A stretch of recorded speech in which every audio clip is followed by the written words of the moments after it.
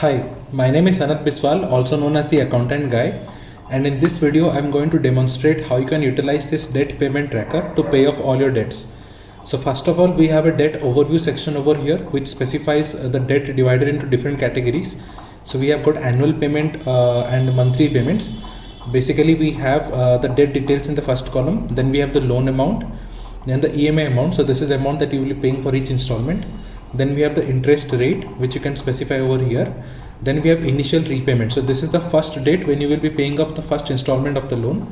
And then we have a calculation which shows debt free by. So this signifies by when you will be free of this particular debt if you keep on repaying at the specific amount with the specific interest rate. Then finally we have the number of EMI. So this shows how many installments of the debt you need to pay. Okay, so if you want to add a different category over here, so you can simply click on this add a group button over here, and you can specify completely new installment period. So let's say I want to add in weekly over here. I can simply type this and I can click on this save button and it will automatically insert the weekly repayment schedule. But we have already added all the necessary repayment schedules for your reference, so you can click on this and you can find all the repayment schedules as per your choice. Okay, so if you click on these three hidden groups, it shows like quarterly repayment and weekly repayments. So if you want to move any debt to any particular repayment schedule, you can simply click on this line item and you can move it to any place as per your choice. Okay, so if I'm dropping it under quarterly, it will reflect under the quarterly mode of repayment, and the repayment schedule and everything will automatically update it. Okay, so meanwhile I'm going to show you how we can proceed further in this. So once this is done and set, you can see in the debt payoff progress, it reflects all the loans that we have on hand which we have added in the debt categories, and then it reflects the total amount that has been repaid. So this we will figure out from the installments that we have reflected at the bottom. So whenever you pay any EMI for any loan, it will automatically get updated on the top. Then we have a debt payoff in percentage. This specifies how much of the total debt we have paid off so far. Then we have the debt free by. So with the thing which we just saw over here, it is again indicated over here as a quick reference. Then we have the interest amount. So this is how much of interest you have paid off so far in the total repayment that has been done. Then we have the principal amount that has been repaid. Okay, so every amount that has been paid towards the repayment of debt is split into the interest amount and the principal amount, which is reflected at the bottom. Okay, so this is the summary section. If you want to quickly add a new debt, you can simply click on this add debt details button over here. It will quickly add a debt to the no payment frequency column. So once you select this and move it to any particular frequency, it will be updated as per that frequency, and you can start adding the details of your choice. Okay, if you want to edit the existing loan details, you can simply click on this debt field and you can type in anything of your choice, and it will automatically update everywhere in all the columns or all the descriptions that we have at the bottom and the top. Okay, so moving ahead, we have the transaction section. Here is where here is all you can see about the debt payments that you have done so far.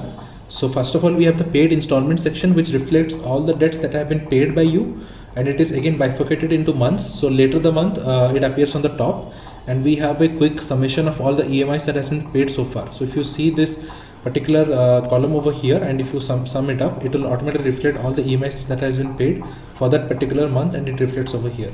So what we have over here is first column signifies if the amount has been paid or not. So once you click on this, it automatically updates. So as it was ticked, I just unticked it. It is reflecting in the unpaid column section. So once I click on this, any of this paid, in the paid column, it automatically updates in the paid installment section. Then you have the payment date. So you can put your date over here. Then you have the loan details. Then you can select a specific loan that we have added earlier. So whatever loans you will add, you can select from here. Then you can put in the EMI amount of payment over here, and then automatically we get a next repayment schedule as per the payment frequency that has been set earlier. So just to give a quick example, for the student loan, we had set a frequency of monthly payments. So if you are paying on September 30, the next payment is coming on October 30. So similarly, if you will see any annual loan, so let's say we are checking home loan. So home loan is set on annual repayment basis. So if you see the home loan section, for the first payment was made on September 27 and it is 2023. So the next repayment will come in 2024 on the same date. So this is how you can put in the payment details in the payment section, in the installment section over here. One thing to note over here is that if you click on this pay debt amount button over here, it will automatically add a new debt payment to this schedule as per the current date that you are that you're on at present. So once this is added, you can start typing in all the details and description as per your choice, and it opens up with this description of add description details over here. Okay, so this is all that I've had to discuss over here. One thing to note over here is that if you go to the debt payoff progress, everything updates automatically as you start adding the details. So just to give you a quick overview, for the student loan we have paid off $2,000 and $500 in total, so it is $2,500, and that is reflecting over here. Okay, so if I change this amount to something else, so let's say I'm putting here $3,000, so it will be now 3,000 plus 500, so $3,500 in total, and that is reflected over here. So everything changed accordingly, whatever was already added. Okay, so this is how you can utilize this